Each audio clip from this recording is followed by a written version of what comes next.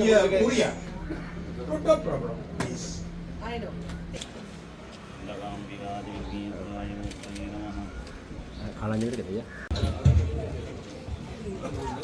சிறையோரையிலே அவரது கடந்த கால அனுபவங்களை உங்களிடம் பகிர்ந்து கொண்டிருந்தார். அதற்காக அவருக்கு நன்றிகள்.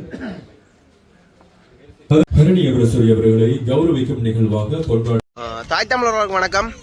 இன்றைக்கு கிளிநொச்சியில் பிரதமர் வாரத்தை முன்னிட்டு இங்கே வந்து பொதுமக்களை சந்தித்து பொதுமக்களின் பிரச்சனைகள் இருக்கிறதாகவும் மற்றது இப்போ உள்ளூராட்சி தேர்தல் அதை முன்னிட்டு மக்கள் சந்திப்பட்டு நடைபெறுது. அதான் நீங்கள் பார்க்க போகிறீங்க. வாங்க வீடியோ போகலாம். சமூக மறக்காம லைக் பண்ணி சப்ஸ்கிரைப் பண்ணி ஆதரவு தாங்க. இப்படி ஆன்லைன் திறந்து பார்ப்போம். உங்களை சந்திப்பதற்காக தற்போது வருகிறது கொண்டிருக்கிறார்.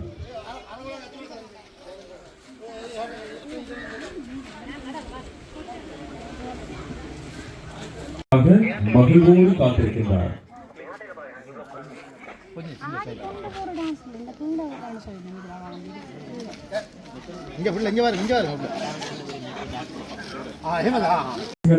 தொடர்ந்து மங்கள விளக்கேற்றலுக்காக அவரை அழைத்திருக்கின்றோம். தேசிய மக்கள் சக்தியின் மாவட்ட இணைப்பாளர் மற்றும் கண்ணன் தோழர் அவர்களையும் கணேச கடக சபை தோழர் அவர்களையும் மங்கள விளக்கினை ஏற்றிருக்குமாறு அன்போடு அழைத்திருக்கின்றோம். அது மட்டுமல்லாமல் ஊரியான் வட்டார சபையின் தலைவர் பெரியராசன் தோழர் அவர்களையும் மங்கள விளக்கினை ஏற்றி வைக்குமாறு அன்போடு அழைத்திருக்கின்றோம்.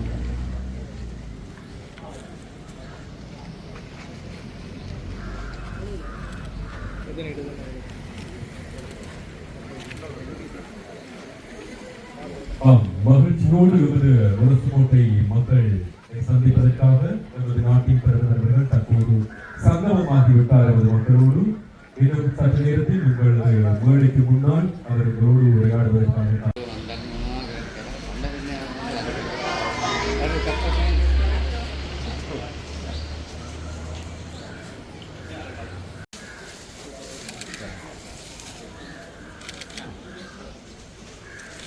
वर्धमानाय नमः श्री महागणपते नमः स्वामी नमः ज्योतिनेरवस्तं सर्वकल्याणमूर्तं कमलगस्तं हरिणाकुर्णध्यानसम्बोधनं महोदयनिवासं श्रीगणेशाय नमः.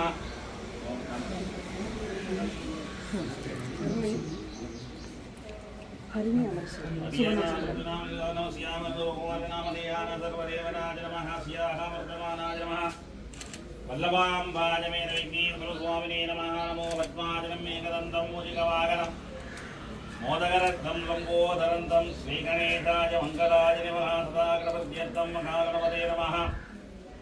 वल्लभारूपप्रगणपते नमः. विघ्नेश्वराय नमः. मूजिकारूढनागजित्नोगमाजाङ्कुरदेवताय नमः. गणपते सदेवराय नमः. कर्पूरपञ्चगणाय नमः. नीराञ्जनदीपं बर्हयाम्बादवीरदेव लगाम्बिकादिव्येन्द्राय नमः. खालांजे gitu ya, खालांजे.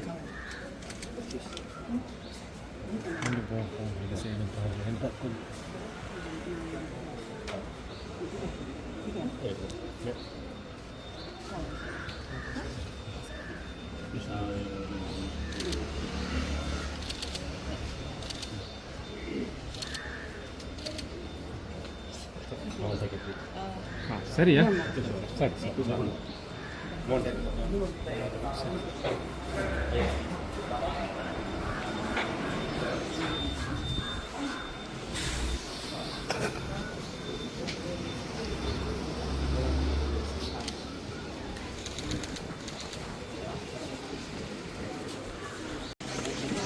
அதனைத் தொடர்ந்து தேசிய மக்கள் சக்தியின் முரசுக்கோட்டை வட்டார அமைப்பின் உறுப்பினர்களையும் மேடைக்கு வந்து அமருமாறு கேட்டுக் கொள்ளப்படுகிறீர்கள். திரு சத்தியலிங்கம் தலைவர், முரசுக்கோட்டையின் வட்டார சபையின் தலைவர் அவர்கள்,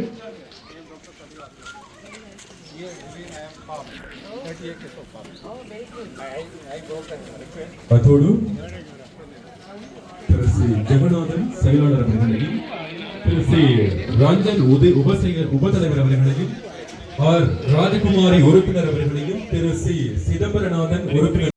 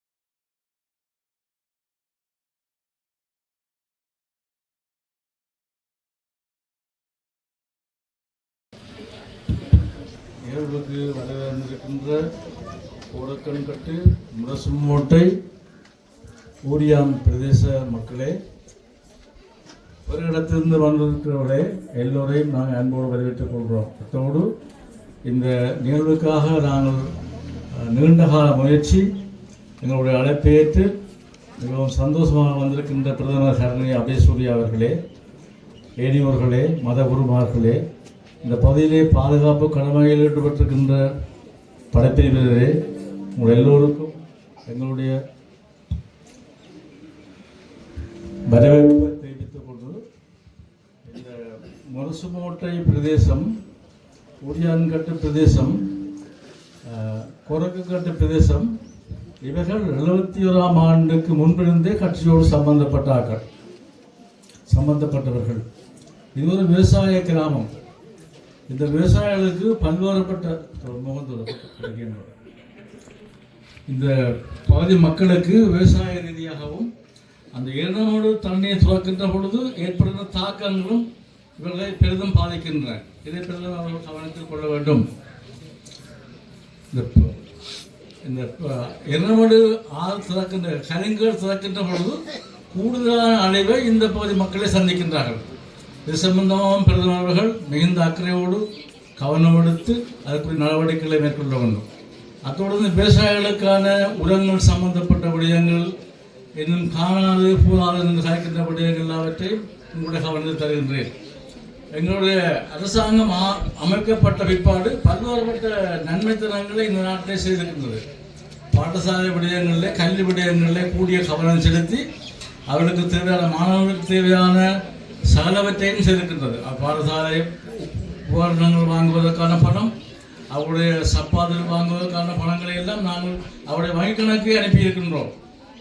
இது காலப்போக்கில் இன்னும் விரிவுபடுத்தப்படும். இது போலவே இங்கே இருக்கின்ற பாதைகள் திருத்துவதற்கான முன்மொழிவுகளை நாங்கள் சமர்ப்பித்துள்ளோம்.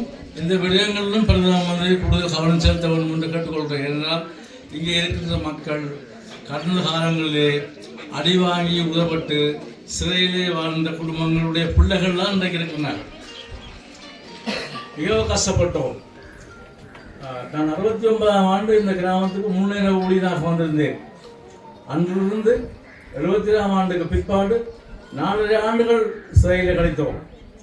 தோழர் ரோஹன் நபி ஜீவிரா போன்றவர்களோடு இங்கிருந்த இளைஞர்கள் நிறைய பேர்கள், நிறைய தோழர்கள் 17 பேருக்கு மேலே சிறையில் வாழ்ந்தோம். நீண்ட காலங்கள் வாழ்ந்தோம். ஆனால் ஒருவரும் எதிர்பார்க்கவில்லை நாங்கள் ஆட்சியை கைப்பற்றுவோம் என்று. இன்றைக்கு ஆட்சி என்னுடைய கையில் இருக்கின்றது. காலப்போக்கிலே உங்களுடைய பிரச்சனைகள் எல்லாவற்றை மெதுமெதுமாக தீர்ப்போம். உடனடியாக எல்லாவற்றையும் செய்ய கேட்கின்ற கோஷி இருக்கும். எப்போவுமே அந்த குழப்பத்தனமான மக்கள் இருப்பார்கள். ஆனால் நாங்கள் உரிய இடத்துக்கு எல்லாரையும் கொண்டு போய் முடியும் வரைக்கும் நாங்கள் எங்களுடைய அபிவிருத்தி வேலைகளையும் மக்களுடைய பார்க்க பிரச்சனையும் பார்த்து தான் நிறைவு செய்வோம் என்று கேட்டுக்கொண்டு எங்களுடைய மக்களுடைய பிரச்சனைகளை நான் சிறிது உங்களுக்கு சொல்லியிருக்கின்றேன். மற்ற விடயங்களை மோகன் உங்களுடைய காதலுக்கு தருவார். ஆகவே நீங்கள் இந்த விடயங்களிலே, இந்த பாமர மக்களுடைய விடயங்களிலே கவனம் செலுத்தி வேண்டும் என்று சாதனையாக கேட்டு நிறைவு செய்கின்றேன். நன்றி, வணக்கம். சிறையோரையிலே அவரது கடந்த கால அனுபவங்களை உங்களிடம் பகிர்ந்து கொண்டிருந்தார். அதற்காக அவருக்கு நன்றிகள்.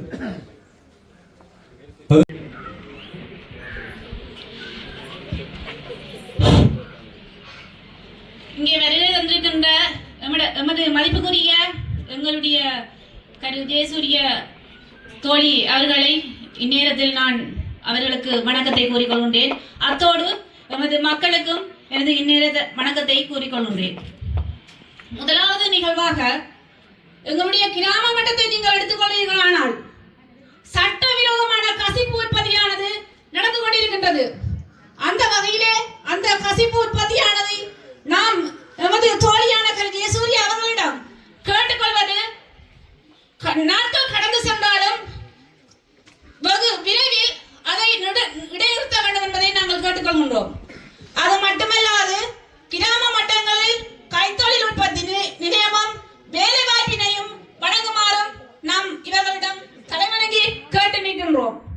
பாடசாலை மாணவருக்கான போசாக் உணவானது, அதாவது தரம் 6ஆம் ஆண்டுக்கு மேற்பட்ட மாணவர்களுக்கு அதனையும் ஒழுங்கு செய்து தந்து உதவுமாறு உங்களை தாழ்மையாக கேட்டுக்கொள்கின்ற எனது உரையினை நிறைவு செய்கின்றேன். நன்றி, வணக்கம்.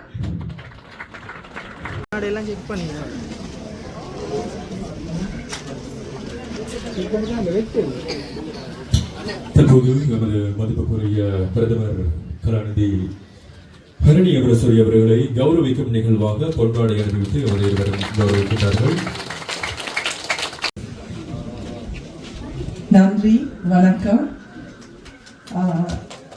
අපේ කුසාලි තුමාගෙන් අවසරයි, අපේ පියතුමාගෙන් අවසරයි, වේදිකාවේ ඉන්න ජනතා විමුක්ති පෙරමුණේ පැරණිම සමාජික සහෝදරයා ඇතුළු මොගන් සහෝදරයා ඇතුළු වේදිකාවේ සිටින සියලුම සහෝදරියන් සහෝදරයන්ගෙනුත් පැමිණ සිටින සියලුම සහෝදරියන් சகோதரவர்களுக்கு அவசரයි. நன்றி, வணக்கம் என்று கூறிக்கொண்டு இங்கு அமர்ந்திருக்கும் எமது குருக்கள், அதே போன்று அருட்தந்தை அவர்கள், அதே போன்று மத தலைவர்கள், அதே போன்று மேடையில் அமர்ந்திருக்கும் எமது மூத்த தோழர் கணேசபிள்ளை தோழர் உள்ளிட்ட இங்கு அமர்ந்திருக்கும் எமது கட்சி சார்ந்த தோழர் தோழிகள் அனைவருக்கும் 2024 ඉතාමත්ම තීරණාත්මක මැතිවරණ දෙකකට පස්සේ අපේ ආණ්ඩුවක් පත් කරලා මට මේ ප්‍රදේශයට එන්න ලැබුණු පළවෙනි අවස්ථාව මේක. 2024 ஆண்டு உங்களுக்கு தெரியும், இந்த நாட்டிலே பிரதான 2 தேர்தல்கள் இடம்பெற்றது. அந்த தேர்தல்களை முடிவுற்று அதன் வெற்றியோட இந்த தருணத்தில் தான் நாங்கள் இந்த பகுதிக்கு வந்திருக்கின்றோம். යම් කාලයක් පහු වුණත් මම මේක අවස්ථාවක් කරගන්නවා ඒ ජයග්‍රහණය වෙනුවෙන් අපිත් එක්ක එකතු වුණු ඔබ සියලු දෙනාටම ඒ ඓතිහාසික ජයග්‍රහණය රට වෙනුවෙන් ලබා දීම පිළිබඳව මම ඔබ සියලු දෙනාටම ප්‍රථමයෙන්ම ස්තුතිවන්ත වෙනවා. ஆமாம், சற்று தாமதமானாலும் தேர்தல்கள் முடிந்து இந்நேரத்திலே அந்த தேர்தல் முடிவுகள் தொடர்பாகவும் உங்களது ஒத்துழைப்புகள் தொடர்பாகவும் அந்த தேர்தலிலே ஜனாதிபதி அவர்கள் அதே போன்று ஒரு அரசாங்கத்தை நியமித்துக் கொண்டது தொடர்பாக அதற்கு பங்களித்த நபர்கள் என்ற வகையிலே உங்கள் அனைவருக்கும் எமது நன்றியை இந்நேரத்திலே தெரிவித்துக் கொள்கிறேன். ඒක වැදගත් හරිම වැදගත් මැතිවරණයක්. ඒක ඉතිහාසය වෙනස් කරන ජයග්‍රහණයක් කියලා අපි හිතනවා. ஆமாம், அந்த கடந்த தேர்தல்கள் என்பது மிக முக்கியமான 2 தேர்தல்கள். ஏனென்றால் எமது நாட்டின் வரலாற்றையே மாற்றியமைக்கும் 2 தேர்தலாகத்தான் அந்த தேர்தல்கள் அமைந்திருந்தன. එක පැත්තකින් මේ රටේ පාලකයන් නැති කරගත්ත ඒ දූෂිත දේශපාලන ක්‍රමය අපිට අවසන් කරන්න පුළුවන් වුණා. ஒரு பக்கம் இந்த நாட்டை இது நாள் வரையும் ஆட்சி செய்த அந்த மோசடியான ஆட்சியாளர்களிடமிருந்து இந்த நாட்டை நமக்கு மீட்டெடுக்கும் அந்த வாய்ப்பு கிடைத்தது. අනිත් අතට මුළු රටම එකතු වෙලා උතුර දකුණ කියලා වෙනසක් නැතුව සියලුම ජනතාව නියෝජනය කරන ආණ්ඩුවක් අපිට පිහිටවා ගන්න පුළුවන් වුණා. மறுபுறம் இந்த நாட்டிலே அனைத்து பகுதிகளிலும் இருக்கும் மக்கள், அதாவது சிங்களம், தமிழ், முஸ்லிம், பேகமேலை என்ற வேறுபாடு இல்லாமல் இந்த நாட்டில் இருக்கும் அனைத்து மக்களுடைய ஆதரவும் இந்த அரசாங்கத்திற்கு கிடைத்தது. මේක ඓතිහාසික ජයග්‍රහණයක්. අපේ රටේ පළවෙනි වතාවටම දිස්ත්‍රික්ක 25න් 24ක්ම ජයග්‍රහණය කරපු ආණ්ඩුවක් අද තියෙන්නේ. அது மேலே வரலாற்று முக்கியத்துவம் வாய்ந்த ஒரு தேர்தலாக அமையும் அல்லது காலகட்டமாக அமையும். ஏனென்றால் இந்த நாட்டிலே 25 மாவட்டங்களிலும் 24 மாவட்டங்களில் நாங்கள் முதலாம் இடத்திற்கு வந்த தேர்தலாக அந்த தேர்தல் அமைந்தது. ඒ කියන්නේ අද මේ පවතින ආණ්ඩුව මේ රටේ සියලුම ජනතාව එකතු වෙලා දිනවපු ආණ්ඩුවක්. அதாவது அந்த தேர்தல் என்பது இந்த நாட்டிலே அனைத்து மக்களும் ஒன்று சேர்ந்து வெற்றி பெற்ற ஒரு அரசாங்கம் தேர்தல் ஆகும். ඒ නිසා අපි හිතනවා අපේ ආණ්ඩුවට විශාල අවස්ථාවක් ඇවිල්ලා තියෙනවා. අවුරුදු 77කින් කරගන්න බැරි වෙච්ච දේ දැන්වත් පටන් ගන්න. ஆகவே நமது நாட்டு மக்களுக்கு ஒரு சந்தர்ப்பம் கிடைத்திருக்கின்றது. 76 வருட காலமாக தீர்த்து கொள்ள முடியாத பிரச்சனைகளை தீர்த்து கொள்ளும் சந்தர்ப்பம் அதனூடாக கிடைத்திருக்கின்றது. ඒ තමයි ප්‍රධාන වශයෙන් මේ රටේ තියෙන අසමානතාවය ප්‍රදේශ වශයෙන් භාෂාව අනුව ජීවත් වෙන ක්‍රමය අනුව කුලය ආගම මේ සියලුම හේතු මත වෙන්වෙන් වශයෙන් හිටපු ජාතියක් එකතු කරගන්න අපිට අවස්ථාවක් ඇවිල්ලා තියෙනවා. அதாவது இது நாள் வரையும் ஒவ்வொரு பிரிவினைக்குட்பட்டிருந்த நாங்கள் ஒரு பக்கத்திலே மொழி ரீதியாக, இனம் ரீதியாக, மதம் ரீதியாக அல்லது சாதிய ரீதியாக, பிரதேச ரீதியாக எல்லாமே பிரித்தாலும் அந்த கொள்கையை தோற்கடித்து அனைவருமே ஒன்று சேர்ந்து இருக்கக்கூடிய ஒரு தேர்தலாக அது அமைந்திருந்தது. ඒකට හොඳම උදාහරණය තමයි මේ රටේ සංවර්ධනය ගත්තම ඒ සංවර්ධනය හැමතැනම එක විදියට වෙලා නැහැ. ஏனென்றால் இந்த நாட்டிலே அபிவிருத்தி நாட்டில் அனைத்து பாகங்களிலும் ஒரே விதமாக இல்லை. මේ ප්‍රදේශයේ ඉන්න ජනතාව තාම ඒ මූලික සංවර්ධන මූලික සංවර්ධන ක්‍රියාවලියෙන් අයින් කරලා තාම ඉන්නේ. அதாவது இந்த பகுதிகளை மக்களை எடுத்துக்கொண்டால் அந்த அபிவிருத்தி போக்கில் இருந்து விடுவிக்கப்பட்ட மக்களாகத்தான் நீங்கள் காணப்படுகிறீர்கள். A9 පාර ලස්සනට තියෙනවා. A9 வீதி மிக அளவாக சிறப்பாக இருக்கு. A9 එකෙන් පොඩ්ඩක් හැරිලා ඇතුළට ගියාම එච්චර ලස්සන නැහැ. A9 வீதியிலிருந்து சற்று உள்ளுக்கு போனால் அவ்வளவு அழகாக சிறப்பாக இல்லை உள்பகுதிகள். දැන් මම මේ ඊයේ ඉඳන්ම මම මෙහි එක එක තැන්වල යනකොට මම හොඳට බලනවා හොඳ බස් තියනවද මිනිස්සුන්ට යන්න එන්න පොදු ප්‍රවාහනයක් තියනවද කියලා පේන්නේ නැහැ. இப்போ நேற்று யாழ் மாவட்டத்தில் இருந்தார். அப்ப அவர் பார்த்திருக்கிறார் நம்ம மக்களுக்கு பயணிப்பதற்கு சிறப்பான பாதைகள் இருக்கா என்று. அப்படி பாதைகள் மிகவும் கொஞ்சம் அல்லது அரிதாகத்தான் காணக்கூடியதாக இருந்ததா. මම අද උදේ ගියා කිලිනොච්චි වෘත්තීය පුහුණු මද්දස් ජර්මන් ටෙක් වෘත්තීය පුහුණු ආයතනයට. இன்று இதற்கு முன் இங்கு கிளிநொச்சியில் அமைந்திருக்கும் ஜெர்மன் டெக் அந்த தொழிற்பயிற்சி நிறுவனத்திற்கு சென்றிருந்தோம். දැන් මෙහි ඉන්න මේ තරුණ අය දන්නවද එහෙම පුහුණු මධ්‍යස්ථානයක් තියෙනවා කියලා? இப்ப இங்க இருக்கும் இந்த இளைஞர்களுக்கு தெரியுமா கிளிநொச்சியில் அப்படி ஒரு பயிற்சி நிலையம் ஒன்று இருக்கு. හැබැයි එතන ඉගෙන ගන්න ගොඩක් දේවල් තියෙනවා. Automobile industry, computer, artificial intelligence, welding विविध पाठमाला තියෙනවා. அதுல பல்வேறுபட்ட தொழிற்பயிற்சி அந்த பாடநெறிகள் இருக்கு. ஒரு பக்கத்திலே மோட்டோமொபைல் வாகன அந்த திருத்தும் பயிற்சி, அதே போன்று ஐசிடி, அதுக்கு பிறகு வெல்டிங் வேலை, இப்படி பல்வேறுபட்ட பயிற்சிகள் அந்த தொழிற்பயிற்சிகள் அந்த நிறுவனத்திலே இருக்கின்றன. හැබැයි ළමයින්ගේ හොස්ටල් හරියට නැහැ. ஆனால் அந்த மாணவர்களின் தங்குமிட வசதிகள் சிறப்பாக இல்லை. வாஷ்ரூம் හරියට නැහැ. அந்த மலசல கூட வசதிகள், தண்ணி வசதி சரியான முறையிலே இல்லை. 2016 පටන් අරගෙන තියෙනවා. 2016ஆம் ஆண்டு தான் அது ஆரம்பிக்கப்பட்டிருக்கு. දැන් 2025. இன்று 2025ஆம் ஆண்டு. තාම අපි හොස්ටල් හදලා නැහැ. இன்னும் சரியான முறையிலே அந்த தங்குமிட வசதிகள். මම යන ගමනුයි එන ගමනුයි බැලුවා එක බස් එකක්වත් නැහැ. அப்ப அங்கிருந்து வரும்போதும் யாழ்ப்பாணத்திலிருந்து காலையில வரும்போதும் பார்த்தாங்களா ஒரு பஸ் கூட காணக்கூடியதாக இருக்கவில்லையா. ඉතින් සංවර්ධනය හරියට මිනිස්සු ගාවට ගිහිල්ලා නැහැ. ஆகவே இந்த அபிவிருத்தி சரியான முறையிலே மக்கள்கிட்ட போனது இல்லை. අවස්ථා හරියට මිනිස්සුන්ට ලැබිලා නැහැ. மக்களுக்கு சந்தர்ப்பங்கள் கிடைக்கவில்லை. ඉතින් මේක වෙනස් වෙන්න ඕනේ. ஆகவே இது மாறணும். එතකොට ඒ වෙනසේ අපි ආණ්ඩුවක් හැටියට අපේ ප්‍රධාන එකක් තමයි මේ අසමානතාවයෙන් පිරුණු වෙනස් විදියට සිද්ධ වෙලා තියෙන මේ සංවර්ධනය සියලුම පළාත්වලට සියලුම ප්‍රජාවන් වලට මේ රටේ සියලුම මිනිස්සුන්ට සමානව බෙදී යන එක. ஆகவே அரசாங்கத்திற்கும் எமக்கும் முக்கிய ஒரு பொறுப்பு இருக்கின்றது. இந்த அபிவிருத்தி மக்களுடன் ஒன்றா சேர்ந்து மக்களுக்கு சமனான முறையிலே பகிர்ந்தளிக்கும், மக்கள் பங்களிப்பு செய்யும் அவ்வாறான ஒரு முறை ஒன்றை செய்ய வேண்டும். அப்போதுதான் இந்த வறுமையை ஒழித்து கட்டலாம். එතකොට හෙට අපි පාර්ලිමේන්තුවට ඉදිරිපත් කරන අපේ ආණ්ඩුවේ පළවෙනි අයවැය. ඒ පළවෙනි අයවැය තුල ඒ වෙනස අපිට සලකුණු කරන්න පුළුවන් වෙනවා.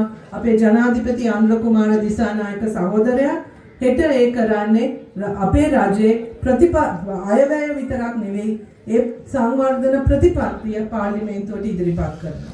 நாளைய தினத்திலே எமது அரசாங்கத்தின் ஆரம்ப வரவு செலவு திட்டத்தை நாங்கள் பாராளுமன்றத்திலே சமர்ப்பிக்கின்றோம்.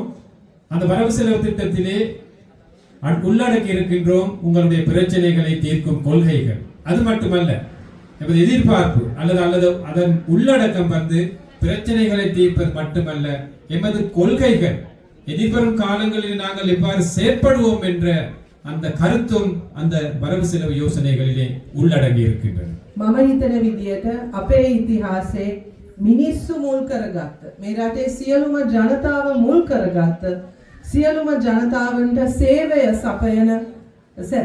සපයන සලස්වන පළමුවෙනි අයවැය තමයි හෙට ඉදිරිපත් වෙන්නේ. ஆமாம், நாளைய வெளியிடும் அந்த வரவு செலவு திட்டம் என்பது வரலாற்றிலே முதல் தடவையாக சாதாரண மக்களை சிந்தித்து சாதாரண மக்களுடைய பிரச்சனைகளை தீர்க்கும் வகையிலே சமர்ப்பித்த முதலாவது இலங்கை வரலாற்றிலே முதலாவது வரவு செலவு திட்டமாக எமக்கு அதை குறிப்பிடலாம். ඒක තුල අපේ පාරවල් සංවර්ධනය කරන එකද ලොකු පාරවල් විතරක් නෙවෙයි. මිනිස්සු සම්බන්ධ කරන මිනිස්සු සේවාවන් වලට සම්බන්ධ කරන ජනතාව සේවාවන් වලට සම්බන්ධ කරන ඒ ගයින් පාරෙන් ඇරිලා යන පාරවල් ටිකත් අපි සංවර්ධනය කරන්න සැලසුම් කරලා තියෙනවා. அதில் பெரிய பாதைகள் மட்டுமல்ல, சிறிய பாதைகள், கிராமிய பாதைகள், அதாவது மக்களுடைய ஒத்துழைப்புடன் அமைக்கும் பாதைகளையும் அமைத்து மக்களுடைய பங்களிப்பையும் அந்த திட்டங்களுக்கு எடுத்து இந்த பகுதிகளை முன்னேற்றும் திட்டங்கள் நாங்கள் அந்த வரவு செலவு திட்டத்திலே உள்ளடக்கி இருக்கின்றோம். හොඳ පොදු ප්‍රවාහන සේවාවක් අපි ඇති කරනවා. ஒரு பொது போக்குவரத்து சேவை ஒன்றை நாங்கள் அமைப்போம். මම පොඩි උදාහරණයක් දෙන්නම්. சிறிய உதாரணத்தை சொல்கின்றாராம். මෙතන ටිකක් වයසෙන් වැඩි අයත් ඉන්න නිසා. இங்கு சற்று வயது கூட இருக்கிற அன்பார்ந்த பெரியோர்களும் இருக்கின்றார்கள். අපේ දැනට තියෙන බස් දන්නව නේද? CTB bus. நாங்கள் தற்போது பயன்படுத்தும் பஸ் வண்டிகள் தெரிந்தன. ටිකක් වයසට ගියාම ලේසි දේවට නගින්න இந்த வயது போன ஒருத்தருக்கு லேசா ஏறலாம் அந்த பஸ்ல. අමාරුයි. පොඩි ළමයෙක් අතේ වඩාගෙන ඒ බස් එකකට නගින්න පුළුවන්ද? ලේසියෙන් නගින්න බෑ. ஒரு பிள்ளை தூக்கி கொண்டு அந்த பஸ்ல ஏறலாம் ஒரு அம்மாக்கு. ஏலாது. බස් එක හරියට නවත්තන්නේ නැහැනේ. අපි යාන්ත්‍රා ස්ලෝ ඩවුන් කරනකොට අපි දුවලා ගිහිල්ලා පැනලා නගින්න ඕනේ. பஸ் சரியாக நிறுத்துவதும் இல்லை. கொஞ்சம் மெதுவாக போகும்போது நாங்க ஓடி போய் அதுல தொத்தி கொள்ளணும். වයසට අයට අමාරුයි. வயது போனவங்களுக்கு கஷ்டம். බබාලා එක්ක ඉන්න අම්මලාට හරි අමාරුයි. பிள்ளைகளோட இருக்கும் தாய்மார்களுக்கு கஷ்டம். ඒ නිසා තමයි අපි හඳුන්වා දෙන්න යන්නේ ජනතාවට පහසුයි. ඕනම වයස ආබාධයක් තියෙන දරුවන් එක්ක ඉන්න මේ සියලු දෙනාටම පහසුවෙන් පාවිච්චි කරන්න පුළුවන් ඒ අලුත් විදියේ බස් අපි හඳුන්වා දෙන්න සැලසුම් කරලා තියෙනවා. ஆகவே தான் நாங்கள் இந்த பொது போக்குவரத்து துறையை கட்டியெழுப்புவதற்காக மக்களுக்கு பயணிக்கக்கூடிய சொகுசான வசதியான பஸ்களை நாங்கள் மக்களுக்கு அறிமுகப்படுத்த இருக்கின்றோம். அந்த திட்டங்களும் இந்த வரவு செலவு திட்டத்தில் உள்ளடக்கி இருக்கும். මේ පැත්ත මම දන්නවා වගා කරන ගොවියන් ගොඩක් ඉන්න ප්‍රදේශයක්. இந்த பகுதியை எடுத்துக்கொண்டால் இந்த பகுதியிலே கூடுதலாக விவசாயம் செய்கின்ற மக்கள் இருக்கின்றார்கள். யாழ்ப்பாணத்தில் இருக்கும் பிள்ளைகள், ஏனைய பகுதிகளில் இருக்கும் பிள்ளைகள் அனைவருமே இந்த நாட்டு பிள்ளைகள். එහෙමනම් ඒ සියලුම දරුවන්ට හොඳම දේ ලැබිය යුතුයි. ஆகவே அந்த அனைத்து பிள்ளைகளுக்கும் சிறப்பானவை கிடைக்க வேண்டும். අපි මේ වෙනකොට දරුවන්ව පාසල செய்து கொண்டு வருகிறோம். පාසල් වල ආහාර වේලක් දෙන්න අපි මුදල් වෙන් කරලා තියෙනවා. பாடசாலைகளிலே உணவு வழங்குவதற்கும் நாங்கள் நிதி ஒதுக்கீடு செய்திருக்கிறோம். සපත්තු දෙන්න අපි මුදල් වෙන් அந்த කරලා பிள்ளைகளுக்கு சப்பாத்துக்கள் கொள்வனவு செய்யவும் நாங்கள் நிதி ஒதுக்கீடு செய்திருக்கிறோம். එතකොට අස්වැසුම ලබන සියලුම දරුවන්ට රුපියල් 6000ක වවුචර් එකක් ඒගොල්ලෝගේ පාසල් වලට අවශ්‍ය ඒ පොත්පත් ගන්න අපි රුපියල් 6000ක වවුචර් එකක් ලබා දෙනවා. அந்த பிள்ளைகளின் பாடசாலை உபகரணங்களை கொள்வனவு செய்வதற்காக 6000 ரூபாய் அஸ்வசும கொடுப்பனவு பெறும் அனைத்து அந்த குடும்பங்களின் பிள்ளைகளுக்கும் நாங்கள் ஒதுக்கி இருக்கின்றோம். අස්වැසුම තියෙන ළමයින්ට විතරක් නෙවෙයි ළමයි 300න් අඩු පාසල් ඒ කියන්නේ ගොඩක් ග්‍රාමීය පාසල් වල ඉන්න සියලුම දරුවන්ට ඒ රුපියල් 6000 වවුචර් එක අපි දීලා තියෙනවා. அஸ்வசும கொடுப்பனவு பெறும் பிள்ளைகள் அல்லது குடும்பங்களுக்கு மட்டுமல்ல 300க்கு குறைவாக கல்வி கற்றும் மாணவர்கள் உள்ள பாடசாலையிலே அனைத்து பிள்ளைகளுக்கும் அந்த 6000 ரூபாய் காசு கொடுப்பனவு வழங்கப்படுகிறது. එතකොට අපේ මූල පළවෙනි දේ වෙලා තියෙන්නේ ආර්ථික අපහසුතා නිසා පාසලෙන් අයින් වෙන ළමයින්ව කොහොම හරි පාසලට නැවත වතාවක් ගෙන්නන්න වැඩසටහන් ඇති කරන එක. என்பது முக்கிய நோக்கம். பொருளாதார பிரச்சனைகளினால் பாடசாலை செல்லாத பிள்ளைகளை திரும்ப பாடசாலைகளுக்கு வரவழைப்பதுதான் நமது முக்கிய நோக்கமாக இருக்கு. ඊළඟ එක තමයි පාසලට නිකන් ගෙන්නලා වැඩක් නැහැ. පාසල තුල ඒ දරුවන්ට හොඳ අධ්‍යාපනයක් ලැබෙන්න ඕනේ. ගුණාත්මක අධ්‍යාපනයක් ලැබෙන්න ඕනේ. வெறுமனே பாடசாலைக்கு வருவதால் மட்டும் அது பூர்த்தியாகாது. பாடசாலையிலும் அந்த பிள்ளைக்கு தேவையான சிறப்பான பண்பான கல்வி உரிமையை வழங்கணும், கல்வியை கற்றுக் கொடுக்கணும். අපි දන්නවා මේ ප්‍රදේශයේ ඒ පාසල් පහසුකම් ප්‍රමාණවත් නැහැ. எங்களுக்கு தெரியும், இப்ப இந்த பகுதிகளை எடுத்துக்கொண்டால், கிளிநொச்சி மாவட்டத்தை எடுத்துக்கொண்டாலும் பாடசாலைகளிலே வசதிகள் எல்லா பாடசாலைகளும் ஒன்றாக இல்லை, குறைவாகத்தான் இருக்கு. ඒ නිසා තමයි මේ අවුරුද්ද තුල අපි මුදල් වෙන් කරලා තියෙන්නේ සියලුම පාසල් වල තියෙන පහසුකම් දියුණු කරන්න. அதனால் தான் நாங்கள் இந்த வரவு செலவு திட்டத்திலே நிதி ஒதுக்கீடு செய்திருக்கின்றோம். நாட்டில் உள்ள அனைத்து பாடசாலைகளையும் அபிவிருத்தி செய்ய வேண்டும் என்று நிதி நாங்கள் ஒதுக்கியிருக்கின்றோம். බාගෙට හදපු බිල්ඩින් ඉවර කරන්න. හදලා ඉවර කරන්න. அரைக்குறையாக உள்ள கட்டிடங்களை பூரணப்படுத்த வேண்டும், கட்டி முடிக்க வேண்டும். සෑම පාසලකම සනීප ආරක්ෂක ටොයිලට් වොෂ්රූම් හරියට හදන්න. அனைத்து பாடசாலைகளிலும் அடிப்படை வசதிகள், மலசல கூடம், தண்ணி போன்ற வசதிகளை செய்து கொடுக்க வேண்டும். ඒ වගේම තමයි ගුරුවරුන් හරියට අවශ්‍ය විෂයන් වලට ඒ ගුරු පුරාපාඩු පුරවන්න මේ අවුරුද්ද තුළ අපි සැලසුම් කරලා තියෙනවා. அதே போன்று எல்லா பாடங்களுக்கும் தேவையான ஆசிரியர்களை நியமித்து ஆசிரியர் பற்றாக்குறையை நிவர்த்தி செய்யும் நாங்கள் எதிர்பார்க்கிறோம். ඒක කළත් මදි. அப்படி செய்தாலும் போதாது. දැන් ළමයි එනවා ඉස්කෝලේ යටිතල පහසුකම් තියෙනවා. ඒක එතනින් ඉවර කරන්න බෑ. ඉගෙන ගන්න දේත් වෙනස් වෙන්න ඕනේ. අලුත් ලෝකෙට ගැලපෙන අලුත් විෂය මාලාවක් අපි 2026 ඉඳන් හඳුන්වලා දෙනවා. அதுகள் மட்டும் போதாது. அதாவது பாடசாலையில் குறைபாடுகள் நிவர்த்தி செய்ய வேண்டும், ஆசிரியர் பற்றாக்குறையை நிவர்த்தி செய்ய வேண்டும், வசதிகளை செய்து கொடுக்க வேண்டும். அப்படி செய்தாலும் இன்னும் குறைபாடு ஒன்று இருக்கு.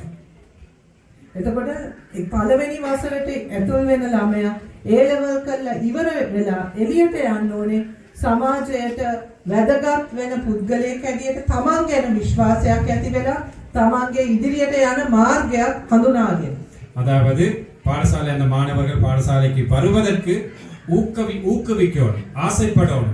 அந்த வகையிலே 1ஆம் ஆண்டில் இருந்து 13ஆம் ஆண்டு வரை படித்ததன் பின்பு அதிலிருந்து அந்த வெளியேறும் மாணவர்களுக்கு தொழில் பயிற்சி அந்த இதுகளும் நாங்கள் வழங்க வேண்டும். කිසිම ළමෙක් අධ්‍යාපනයෙන් ඇලෙන්න අපි ඉඩ තියන්නේ. எந்த ஒரு மாணவனையும் கல்வியிலிருந்து விலக்குவதற்கு விடுபடுவதற்கு நாங்கள் இடமளிக்க மாட்டோம். මොනවා හරි ඉගෙනගෙන මොකක් හරි විදියට තමන්ගේ ජීවිතය ගොඩනගා ගන්න පුළුවන් විශ්වාසයක් ඒ කුසලතා දැනුම එක්ක දරුවෙක් තමයි අපි එළියට දාන්න ඕනේ. எப்படியாவது படித்து அந்த மாணவனின் திறமைகள் வெளியிலே கொண்டு வரக்கூடிய அந்த முறை ஒன்றை நாங்கள் கொண்டு வர வேண்டும். සමාජයට නායකත්වය දෙන්න පුළුවන්, සමාජය වෙනස් කරන්න පුළුවන් පුරවැසියෙක් අපි බිහි කරන්න ඕනේ.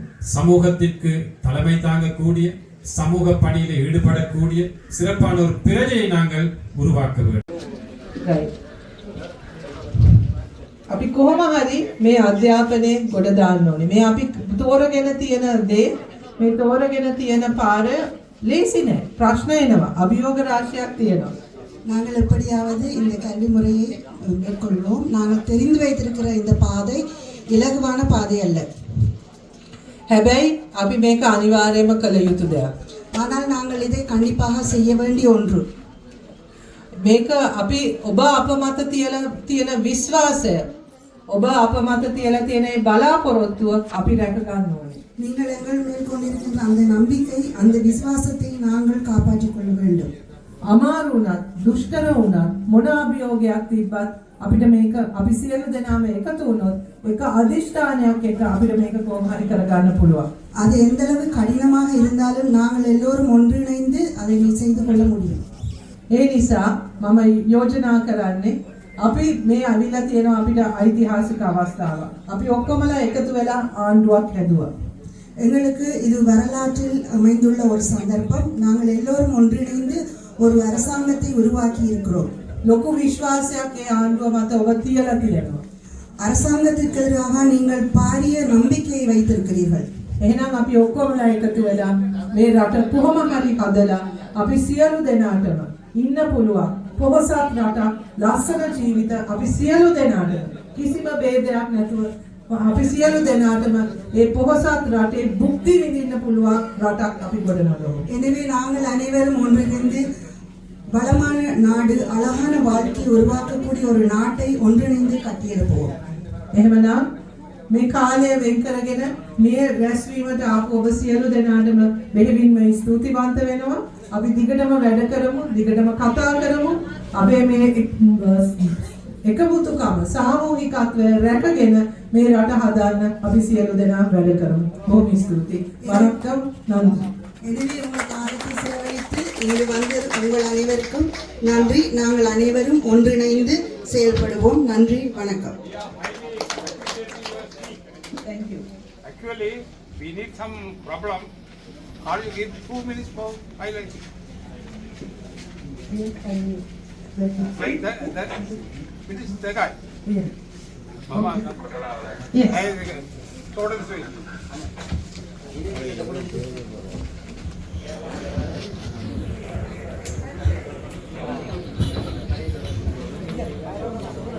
May Honorable Prime Minister, actually our problem is, as I am a president of the Western Farmers Organization, yeah. Actually, so our field problem is, I am a PhD only in education. I am facing a lot of problem. Is illegal sand take a padavan.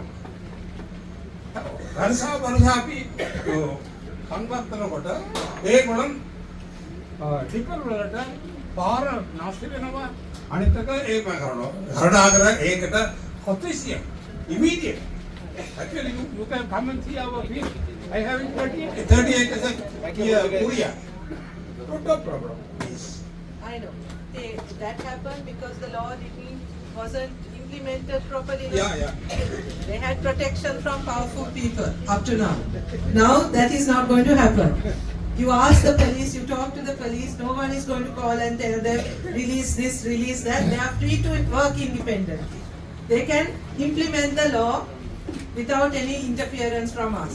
So very soon your problem will be resolved. Actually, last 10 years we are facing this problem.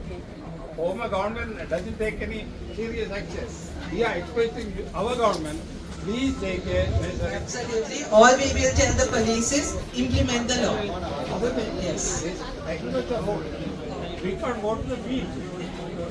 We have from the junction to Korea, 5 kilometers. I discussed with the governor.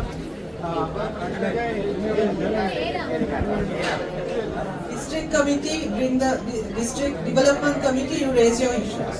Okay? They discussed about this matter before yesterday. AGI they already mentioned that the problem. Already I went the problem.